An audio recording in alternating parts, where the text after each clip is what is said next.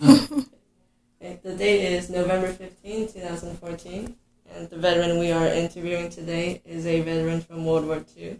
He served for 30 months from 1943 to 1945. His name is Bertram Grossman, and as of this year, he is 90 years old, born on November 7, 1924 in New York City. This interview is done as part of the Veterans History Project. The interviewer is Annie Hugh, and the camera operator is Ghislaine Edmund. Okay, to start off. Very well done. Very professional. Yes. Really, very professional. I like that.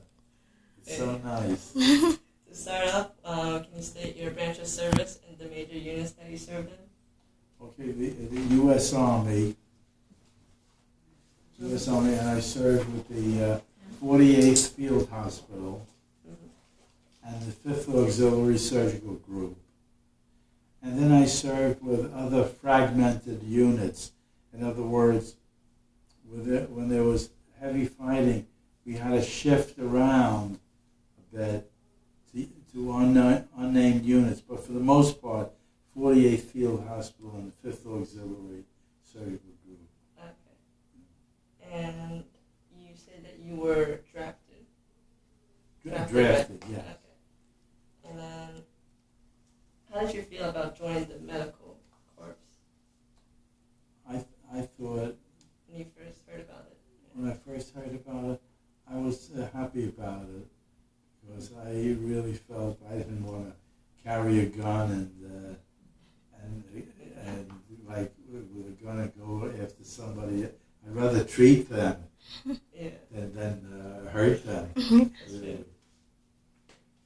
I think everybody feels that way. Mm-hmm. And did you have any medical experience prior to joining the Army Medical Corps? Not really, just the knowledge from books that I've read. And you said you trained for how many months? About 9 months, but then in the periods afterward, I became skillful in treating patients. And this training continued, like, Well, after? the training was practical then. You had regular patients and you treated their wounds and treated whatever necessary. And did you have any other responsibilities other than applying first aid? Applying for first aid, caring for wounded afterward, and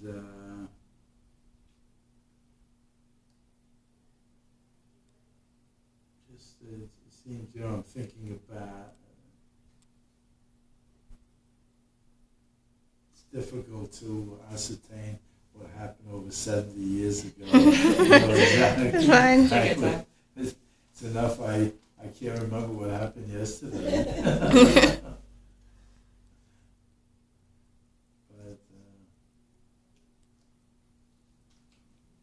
Just the treatment of the wounded and doing the best you can to comfort people that were casualties. And were there any problems during your training that you had to overcome?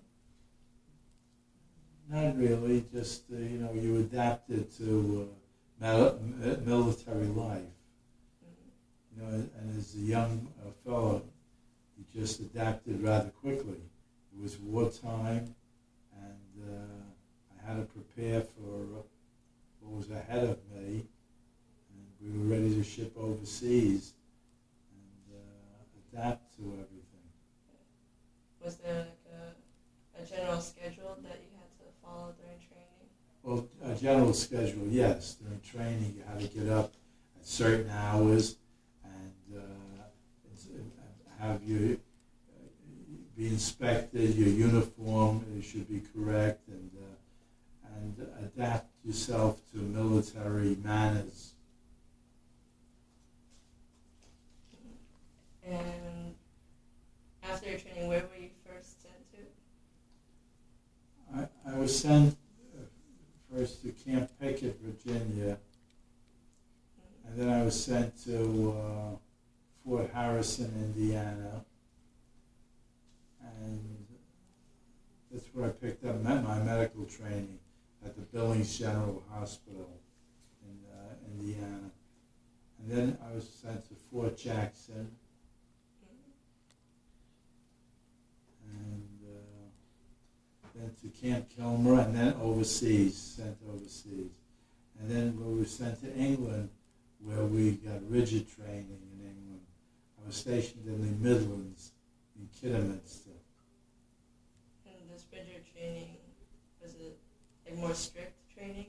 Well, strict training to know that sooner or later, the arrival of D-Day, that I was ready to partake in what I was called upon to do. And what was D-Day your first battle that you had to partake in? Yes, that was the first. Okay. That was the first. But there was subsequent, after D-Day and the push into France, then we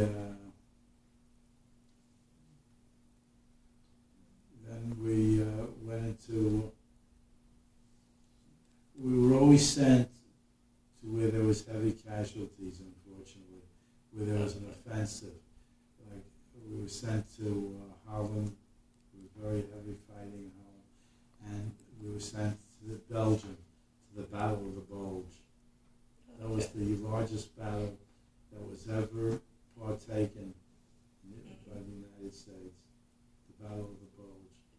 Was there the most casualties? Yeah. At the Battle of the Bulge? Yeah, very much so. And then after the Battle of the Bulge, we crossed the Rhine River. That's the largest river in China, in Germany, and we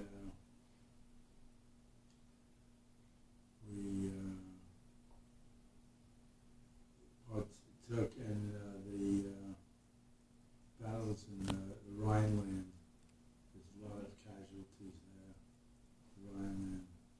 And generally, in battles, are you with the soldiers in battle, or do you? No, just behind them. It's behind them. Just behind them, because the minute they're hurt, we take care of them.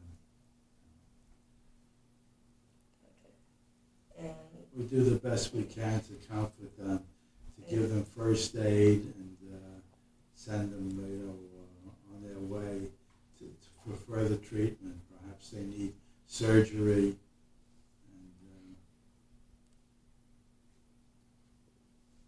And as a medic, you said that you weren't armed with anything. No. To defend No, yourself. that was outlawed. You were not, according to the Geneva Convention, we were not allowed to be armed. No, I never carried a gun. Now, I always had a Red Cross patch on my arm, and on my helmet there was a big Red Cross, which sometimes they would aim for, but I was lucky they didn't catch it. And you said that it was not allowed to shoot at any medics. Well, it was outlawed to do that. But it's wartime, Unfortunately, in the other theater of conflict, the Pacific with the Japanese didn't recognize that. They didn't recognize the Geneva Convention. They shot at everybody. Were you injured at all? No, not You're lucky. at all. Very much so. And can you tell us back to the Omaha Beach landing, since it was your first battle, can you tell us about your experience there? How'd you feel about your first battle? What were your thoughts during it? Well, it was the first time that I was never on the continent of Europe, and it felt very strange, to see people, shooting back at one another. As an 18-year-old, you could never understand that. Why should people fight like that? But that's war.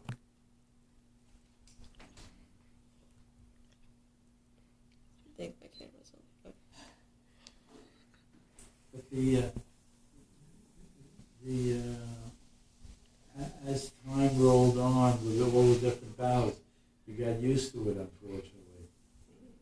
But the Battle of the Bulge was the worst. That was the worst. Is it because the Germans came in by surprise? The Germans attacked us, and we were trapped. Now I'll show you various things I have here. I have something to show you, if I may. That's fine.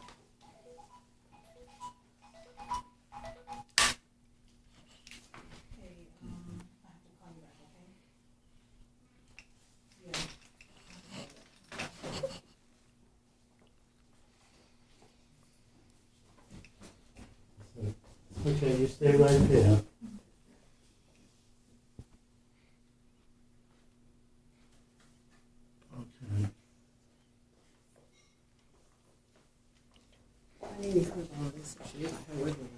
Okay.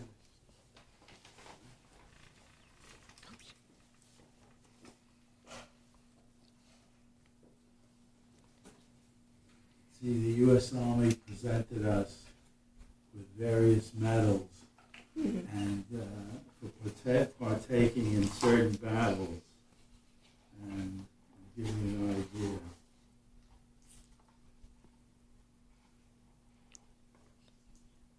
This is the European medal, and this has 4 stars. This has 4 stars. So now each star denotes a major battle. You said each star was a major battle? Major battle. In other words, the battle, this was the D-Day, one battle. Another battle was the Battle of the Bulge. Another battle was the Battle of Northern France and the Battle of the Rhineland. All major battles. It's 4 stars.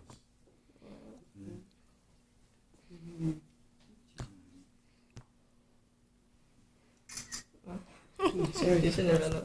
Yeah. And, no. Now this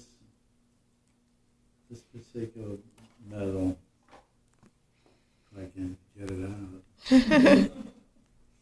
don't. You're going to take it Yeah.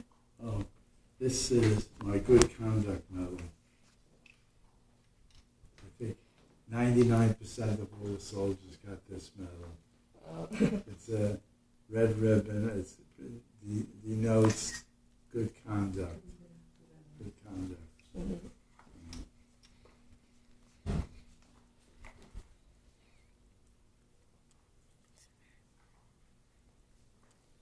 This is the victory medal. That I was there at the end of the war. That I celebrated with them the victory over the opposition, over the Germans. That was the victory medal. And was this awarded to most of the... Yeah, most that were there that were there at that time. Now this is the American Service Medal. In other words, I served in the United States during the war.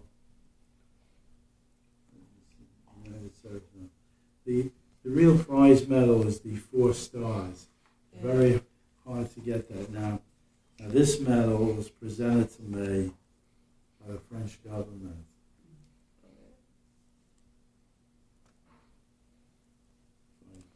Who wants to open up?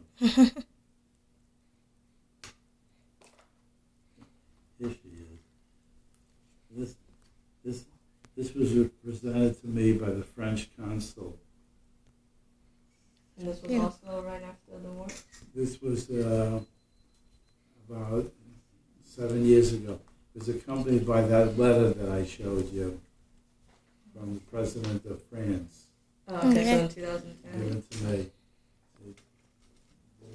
And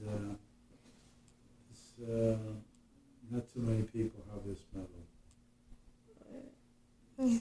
It's the Legion of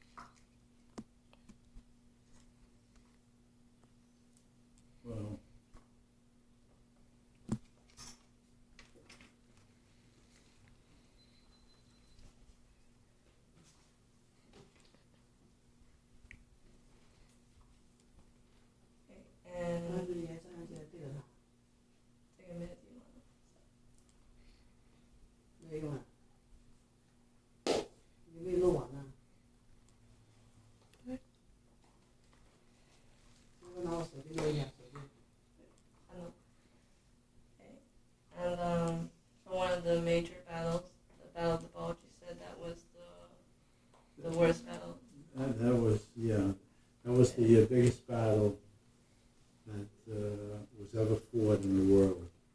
Battle of the Yeah. And then you were caught by surprise, right? Caught by surprise and trapped. We were Yeah, encircled. We were parking encircled. lot. We were encircled. And because it was snowing, cloudy, we didn't have any air cover. But the minute about 5-6 days after the sky cleared and the planes could come in, that's when we won the battle. So it was due to the Air Force? Air Force saved us. Yeah. Oh, Yeah. okay. And on March 22nd, 1945, you were there during the crossing of the Rhine. And can you tell us what that was like? Crossing the Rhine, that was interesting. That was across the Rhine by the second largest city in Germany. That was Cologne.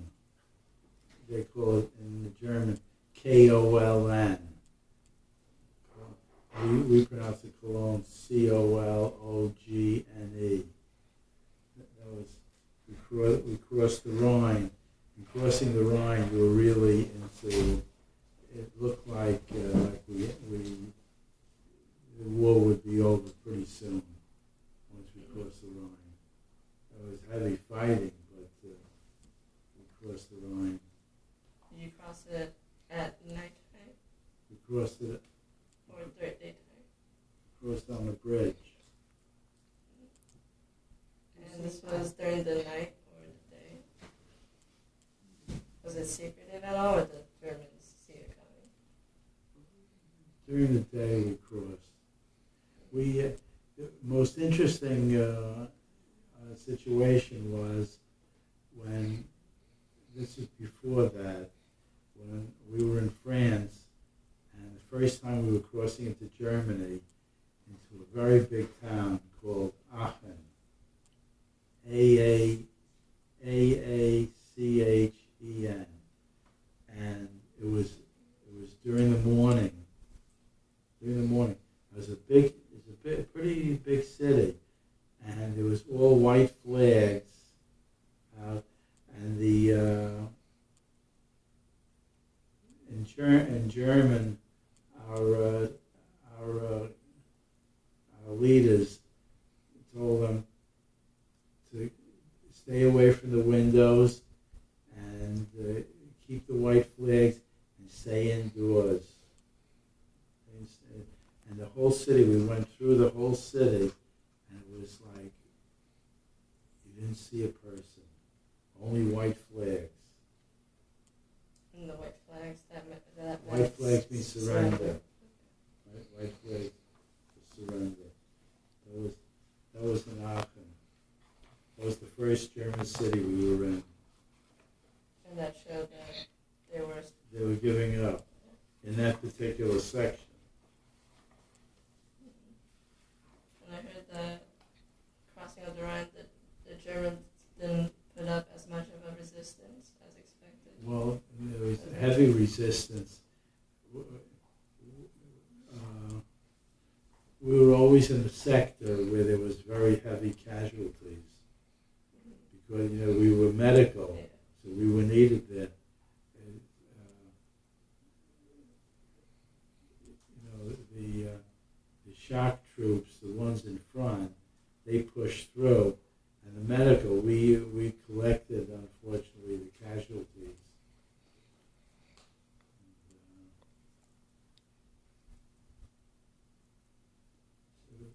Wherever we were, there was very heavy fighting. In Holland, it was awful also. Wherever we were, until it was all over. Can you tell us about some of the battles that you were in Holland? In Holland, Holland wasn't particularly called.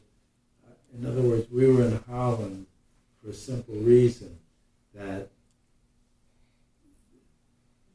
you have to know how Holland is situated. We were in Holland to push the Germans out of the way, so they could push in more supplies into the channel.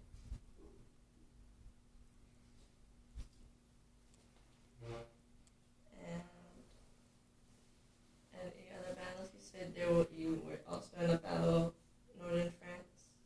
Well, Northern France, that was, Northern France was before we went into Aachen.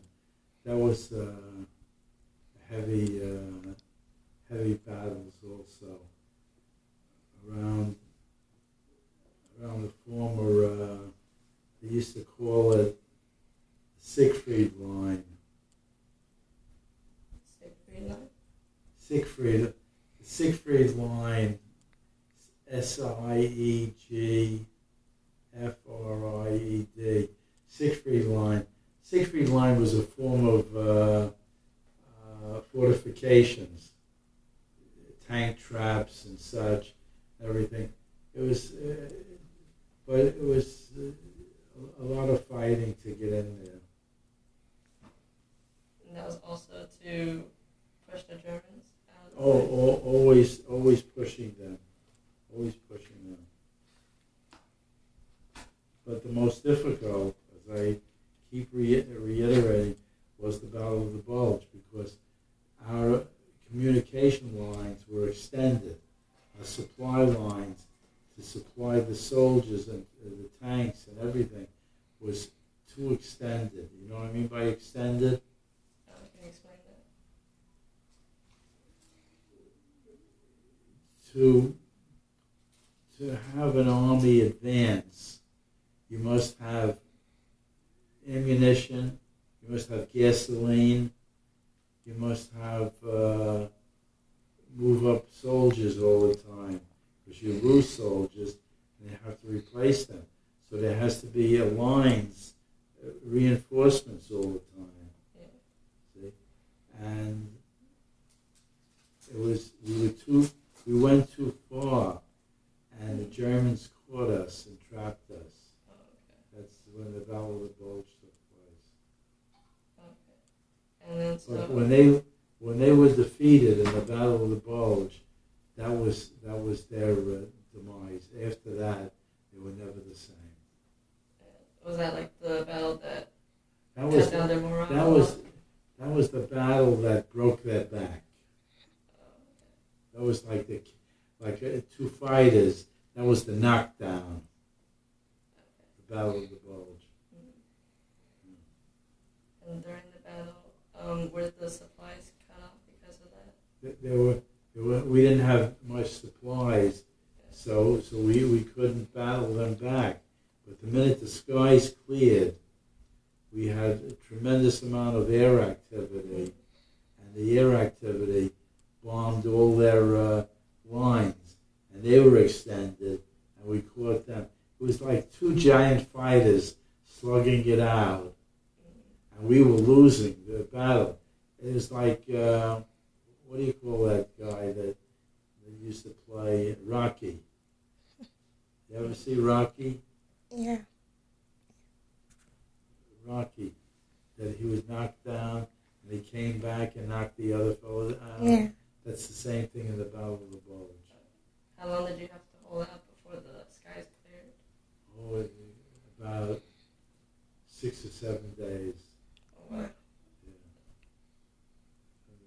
And the Germans very nasty. They the next town to us, when they captured the soldiers, they lined them up. They killed them all. They were. It was kill or be killed. That was a terrible battle. What do you remember most about it? Just the chaos of it? Well, the chaos was that it was so snowy and foggy that you couldn't see. So therefore, if the Germans threw in people that looked like American soldiers to mix us up.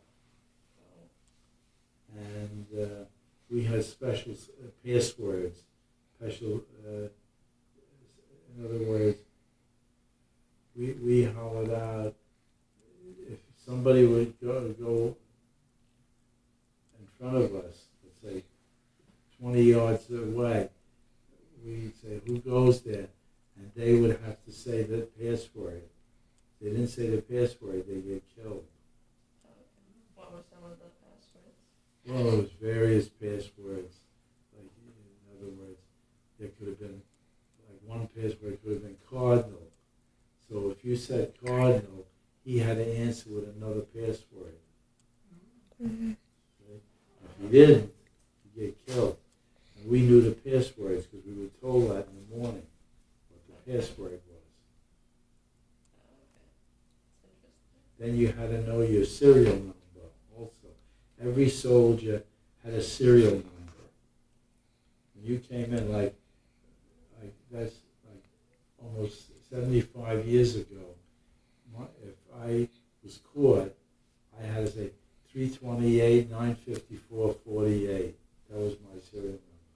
Every soldier remembered their serial number. Was this like an identification number? Yeah. Okay.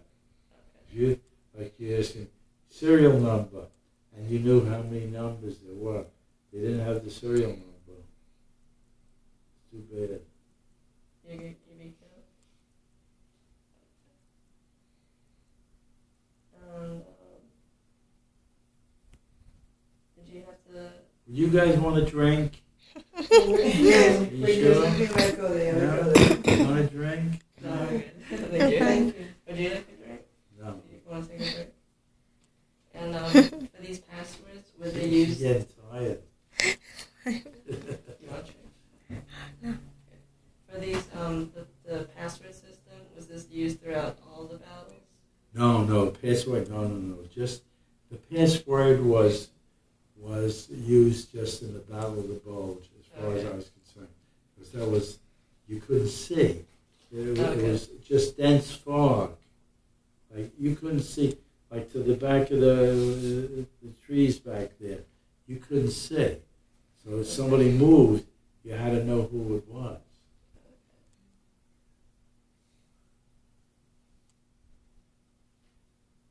And then,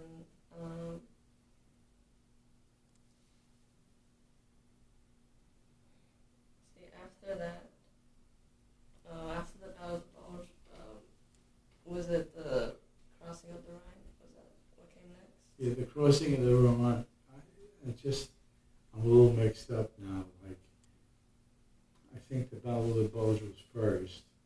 The crossing of the Rhine was we had no difficulty because it was crossed by another. I think the British had crossed it north of us, and they came around. It was easy for us. Oh, okay.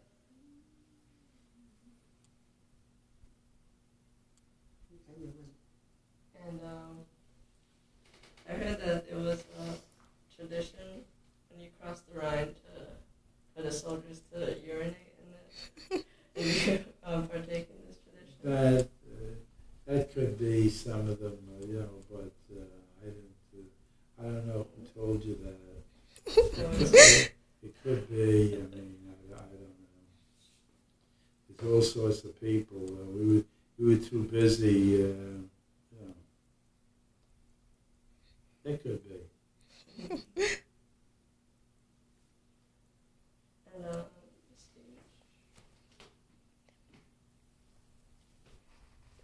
see. Were there any other battles after the crossing the Rhine? The crossing of the Rhine. There were battles. Quite frankly, it was. The Germans were defeated. They put up a lesser amount of resistance. The resistance was much less, and then they capitulated. I think in April or May. I'm not quite sure. April, the president died. That was terrible. President Roosevelt died. April 6th, I think. president died in April. That was a big blow to us. And then I think the war was over in May. And then, when you were not in battles, did you continue training? No, then you didn't have to train anymore. We were just, we knew. What did you normally do when you were? We went on leave, I went to different cities, and with my friends, sightsee, something. When the war was over. And after the war, did you have to? Was it difficult to adjust back to normal life? Well, that's a very interesting question. You see, today that's a big thing with veterans. They had psychological training. Those years they never had that, so it was very difficult to adjust for most veterans. Not only for myself, it was most veterans, but we adjusted, and it took time, about a year or so, to adjust, and then I went back to school.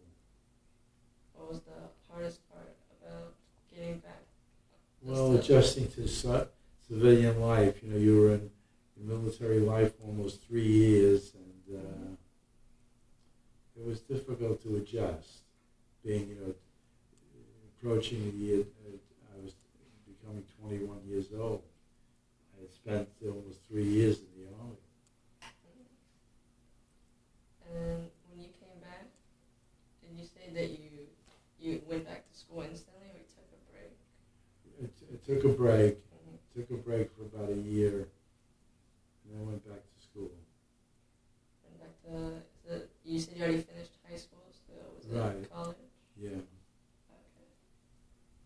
And did you